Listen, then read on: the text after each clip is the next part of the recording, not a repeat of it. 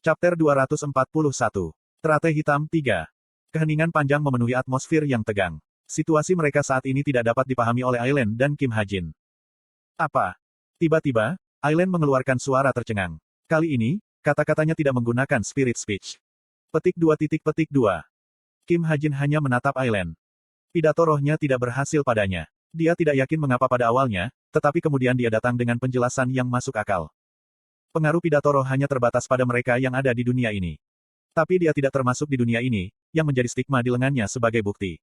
Karenanya, pidato roh Aileen tidak dapat memengaruhi Kim Ha-jin, karena ia pada awalnya tidak ada di dunia ini. Sialan. Tidak menyadari fakta ini, Aileen tiba-tiba menjadi jengkel. Kim Ha-jin menghela nafas dalam diam. Dia sekarang tidak ragu bahwa dia tidak melihat gulungan itu. Arus kekuatan sihir yang dilepaskan Aileen bangkit di udara. Bersamaan dengan itu, rambut Aileen juga berdiri tegak. Dia tampak seperti Super Saiyan dari manga tertentu, siap menembakkan spirit speech kapan saja sekarang. Buka tudungmu. Teriakan besar bergema di seluruh arena. Dari mulut kecil Aileen keluar kekuatan sihir yang luar biasa, yang kemudian berubah menjadi gelombang suara besar yang menelan tubuh Kim Ha-jin. Namun, hasilnya sama. Meskipun ujung jubahnya sedikit berayun, Black Lotus bahkan tidak tersentak. Pada kenyataannya, para penonton yang menonton mereka, dan bukan Black Lotus, adalah orang-orang yang menjadi korban pidato rohnya, karena mereka yang mengenakan kerudung melepas mereka. Petik 2. Dengan itu, ekspresi Aileen menjadi ganas seperti sebelumnya. Dia selalu agak lucu, tapi kali ini dia benar-benar serius. Aileen menyadari bahwa dia tidak pernah bisa membuatnya melepas tudungnya dengan spirit speech. Aku tidak tahu apa yang sedang terjadi. Dia memusatkan kekuatan sihirnya di bawah untuk mendorong dirinya ke udara. Petik 2. Tapi itu tidak masalah. Karena dia menggunakan kata-kata sebagai senjatanya, tidak bisa dihindari bahwa dia mengembangkan kebiasaan berbicara kepada dirinya sendiri. Angin di sekeliling akan memaksa tudungmu lepas. Tiba-tiba, corong angin besar muncul di arena yang benar-benar tenang beberapa saat yang lalu. Suara mendesing. Angin puyuh berhembus seperti bilah gergaji ke arah Black Lotus. Petik 2. Tapi Black Lotus memasang penghalang khusus. Penghalang melingkar menyelimuti seluruh tubuhnya, menghisap angin. Apa-apaan itu? Sekali lagi, sebuah fenomena yang tidak bisa dipahami. Dia memiliki terlalu banyak teknik aneh. Apakah kamu tidak melihat gulungan bambu? Tiba-tiba, transmisi mental yang jelas bergema di benak Aileen, mengganggu alur pemikirannya. Jelas suara itu milik siapa? Aileen mengerutkan kening dan bertanya balik. Gulir bambu, apa yang kamu bicarakan? Pada saat yang sama, suara lain, penuh suara, masuk. Ini aku, Aileen, Jin Se Yeon. Suara yang akrab dan kekuatan sihir yang akrab. Aileen membelalakkan matanya. Pesan ini dari Jin Se Yeon. Apakah Anda Jin Se Yeon? Petik 2. Iya nih. Wajah Aileen berseri dengan gembira. Saya tahu dia masih hidup. Penjaga memberitahu saya bahwa dia sudah mati, tapi saya tidak percaya padanya.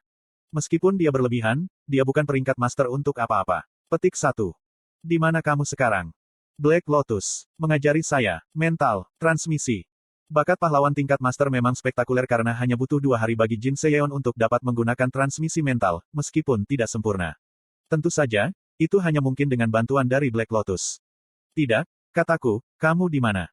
Jin Se Yeon memilih untuk mengabaikan pertanyaan Aileen dan sebaliknya mengatakan kepadanya apa yang perlu dia ketahui. Terima, panah Black Lotus. Apa? Aileen menatap Black Lotus dengan bingung. Saat mata mereka bertemu, suara Black Lotus kembali mengalir ke telinganya. Aku menyelamatkan Jin Se Yeon. Petik 2. Apa yang mereka berdua katakan tiba-tiba? Kim Ha-jin mengirim pesan lagi ke Aileen, yang memiringkan kepalanya dengan bertanya. Dan atas permintaan Jin Se Yeon, aku berharap bisa menyelamatkanmu juga. Saya mengulangi prosedur yang sama selama 3 minggu ke depan dan berhasil menyelamatkan setiap anggota tim Aileen dari Kolosseum. Pepatah, suar tidak bersinar di pangkalannya sendiri, tampaknya benar. Tim, Aileen dan anak-anak, berkumpul di tempat persembunyian yang telah saya siapkan di bawah kamar mayat. Tempat persembunyian ini sangat nyaman. Yi Yongha berkata dengan kagum saat mengamati tempat persembunyian yang didekorasi dengan baik. Saya duduk di kursi batu dan menatap Kim Suho, yang merupakan lawan terakhir saya. Ketika mata kami bertemu, Kim Suho mengangguk ringan. Dia sudah mengucapkan terima kasih beberapa saat yang lalu, tetapi saya tidak bisa mengatakan apapun kepadanya sebagai balasan. Petik 2. Kuhum. Dan bukan hanya saya, Kim Suho juga menggaruk pipinya dengan canggung, mungkin karena Keita. Dia telah membunuh Keita, seorang anggota Chameleon Troupe, sudah 3 kali. Terima kasih. Tiba-tiba, aku mendengar suara di telingaku. Itu, tentu saja, dari Jin Se Yeon. Aku meliriknya. Saya bertanya-tanya mengapa dia berusaha sangat keras untuk menggunakan transmisi mental ketika dia bisa berbicara langsung kepada saya. Bagaimanapun, kami duduk tepat di sebelah satu sama lain. Kami membunuhmu sekali sebelum. Sebagai catatan, saya mengajarinya cara menggunakan transmisi mental. Stigma benar-benar dapat digunakan dalam banyak cara. Saya menanamkan Jin Seyeon dengan stigma yang diisi dengan teknik transmisi mental, dan dia secara alami belajar untuk menguasainya. Namun, aku punya sesuatu. Aku ingin bertanya padamu. Jin Seyeon melanjutkan bahkan saat dia terengah-engah. Anda anggota Chameleon Troupe. Ini sudah lama terjadi, tapi tentang insiden Kwang Oh. Terkejut, aku mengarahkan tatapanku pada Jin Seyeon karena terkejut. Insiden Kwang Oh. Saya tidak berharap mendengar kata-kata itu dari Jin Seyeon. Kau tahu tentang... Hei, Lotus. Tiba-tiba Aileen turun tangan. Dia mendekati saya dengan langkah-langkah pendek dan cepat, dengan tangan bersedekap. Apa yang akan dia katakan kali ini? Aku berpikir dan melihat sosok pendek itu. Terima kasih. Tapi apa yang Aileen katakan benar-benar tidak terduga. Kalian ada di blacklist asosiasi, tetapi jika aku kebetulan bertemu denganmu di bumi, aku akan membiarkanmu pergi sekali. Dia bergumam dengan malu-malu dan dengan cepat memalingkan wajahnya karena malu. Saya bangkit dari tempat duduk saya tanpa menjawab. Petik 2. Sudah waktunya untuk melarikan diri. Semua orang mengalihkan perhatian mereka kepada saya. Escape, katamu.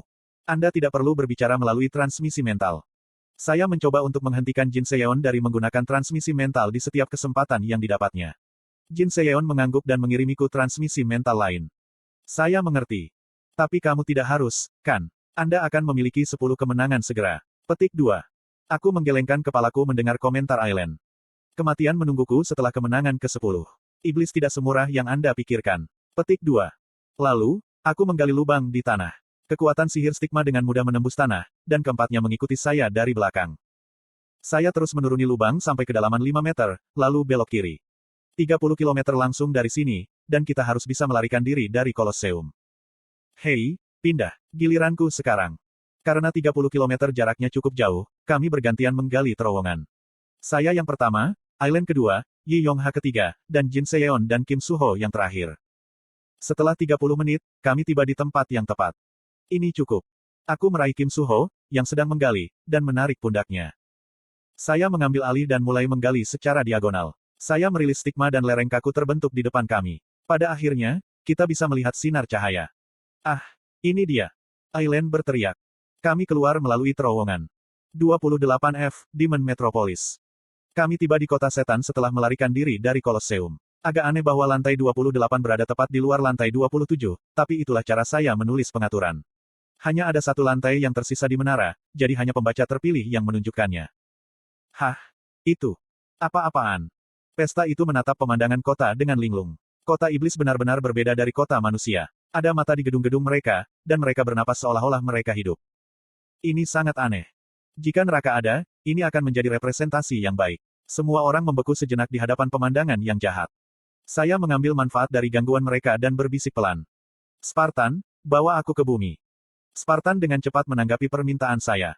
Kota iblis di depan mataku tiba-tiba menghilang, dan aku dipindahkan ke tempat persembunyian Chameleon Troupe di Pandemonium. Hilangnya saya yang tiba-tiba pasti mengejutkan mereka, tetapi kami akan segera bertemu lagi. Hanya ada satu perbedaan. Saya akan menjadi Kim Ha-jin dan bukan Black Lotus. Pegunungan Himalaya. Konsentrasi oksigen rendah, dan kerapatan daya magisnya tinggi. Karena itu, pendaki harus bernafas dengan hati-hati di pegunungan Himalaya, yang penuh dengan monster yang lebih kuat dari rata-rata. Tetapi bahkan di bawah kondisi yang keras ini yang membuat tempat tinggal manusia menjadi mustahil, sebuah penginapan misterius ada di suatu tempat di pegunungan ini. Petik 1. Begitulah legenda urban yang beredar di internet. Meskipun Chae Na-yun tidak berencana untuk mengungkap kebenaran tentang legenda itu bahkan ketika dia mendaki Himalaya, secara kebetulan, dia menemukan sebuah penginapan sambil berkeliaran melalui badai salju. Fajar Himalaya. Ini adalah nama penginapan misterius yang terletak di tebing di tengah gunung. Dia sekarang mengkonfirmasi bahwa legenda itu, pada kenyataannya, nyata. Petik 2. Lalu, para tamu di sini semua adalah pahlawan yang terampil. Chae Na-yun memilih untuk memasuki penginapan tanpa ragu-ragu, dan sekarang dia duduk di konter berbicara dengan pemilik penginapan. Aku tidak akan tahu. Saya tidak pernah bertanya. Petik 2. Pemilik menjawab singkat. Dia adalah seorang pria tua dengan rambut putih panjang dan janggut. Kekuatan sihir yang tertanam di mata birunya jelas menunjukkan apa pekerjaan sebelumnya. Lalu berapa banyak orang yang tinggal di sini saat ini? 7. Oh. Mengejutkan bahwa penginapan itu terletak di tengah-tengah pegunungan terjal, tetapi yang lebih mengejutkan adalah penginapan itu memiliki 7 tamu. Chae Na-yun meneguk bir. Kia, Berapa banyak yang kau bilang tadi segelas bir? 100.000 won. Meskipun minuman itu mahal, itu sepadan dengan biayanya. Bir Himalaya pasti akan penuh dengan kekuatan sihir. Rasanya segar. Apakah itu karena dari Himalaya? Petik 2. Tidak, ini diimpor. SKA, dari Korea. Petik 2. Petik 2 titik petik 2.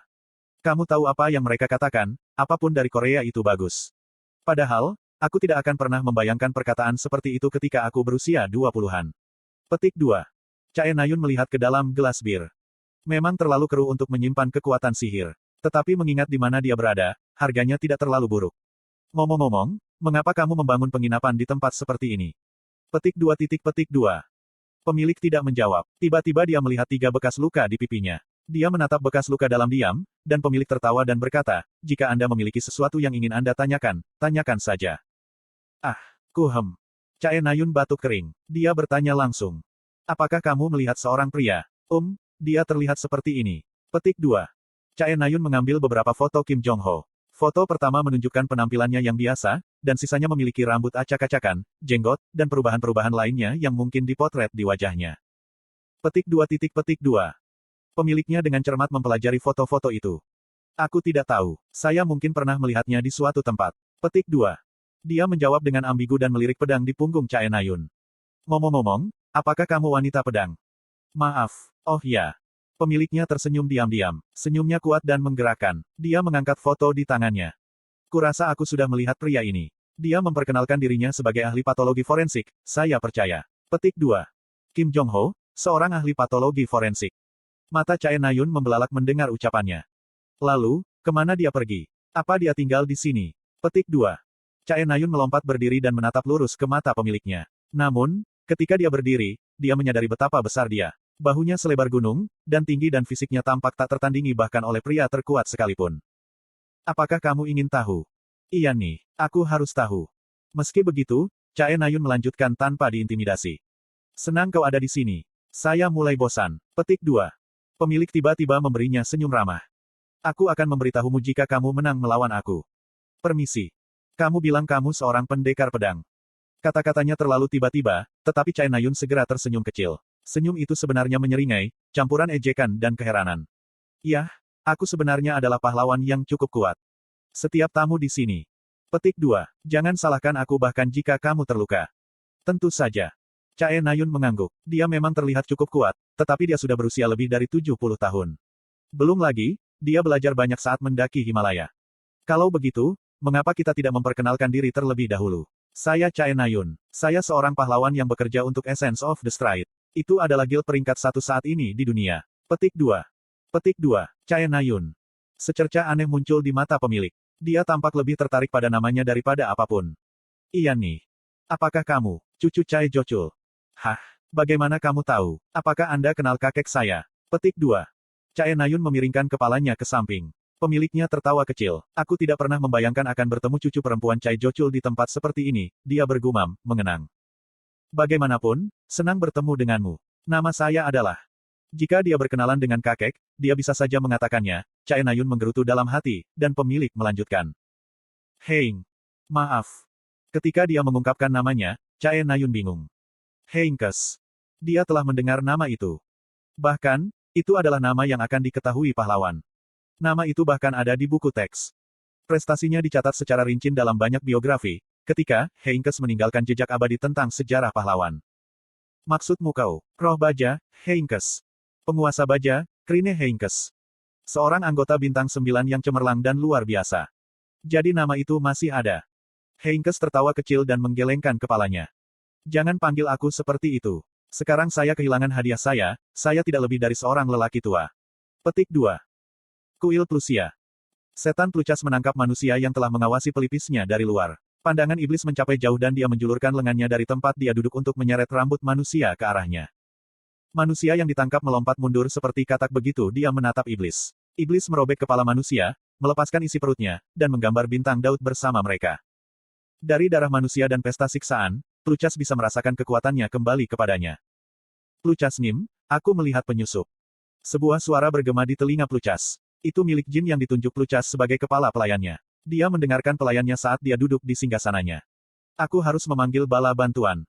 Tapi kata-kata kepala pelayan berhenti tiba-tiba. Bahkan saat itu, Pluchas sedang duduk di singgasananya. Dia melihat jauh di kursinya. Dia melihat sekilas seorang lelaki tua yang menghilang tak lama setelah itu. Seiring berlalunya waktu, kuil menjadi lebih dan lebih sunyi. Segera, suara langkah kaki yang samar mulai mendekatinya dari kejauhan. Langkah kakinya teratur dan teratur. Apakah manusia lain? Kata Pluchas pada sosok di kejauhan. Suara lain bergema dari dinding gua, menjawabnya. Benar-benar tempat yang kotor. Suara itu jelas di luar tetapi kering di dalam. Pluchas merasakan kehadiran manusia yang mendekatinya. Apakah kamu menemukan aku? Gumam Pluchas. Alih-alih menjawab, manusia malah menunjukkan dirinya. Langkah kakinya santai dan pakaiannya rapi. Jas putih murni dan fedora sangat cocok untuk manusia. Aku datang karena kamu memanggilku. Manusia itu berkata sambil menatap lurus pada iblis. Penampilannya sekarang tercermin di mata merah iblis. Manusia adalah seorang lelaki tua, yang kondisi keberadaan jiwanya tak terukur. Jantung iblis berdebar keras untuk sesaat. Kamu siapa? Iblis bertanya dan memandang lelaki tua itu. Mata pria tua itu memancarkan cahaya biru. Dia menjawab dengan datar. Aku adalah pemilik Daehyun dan kepala keluarga Chae. Dia mengetuk tanah dengan tongkat yang telah dipegangnya selama ini. KOOONG. Gelombang kekuatan sihir membentang ke segala arah. Dan juga majikan dari manusia yang kau bunuh. Pria yang disebut immortal itu tak kenal takut bahkan di hadapan iblis sejati. Nama keluargaku adalah Changdo, dan namaku Jochul.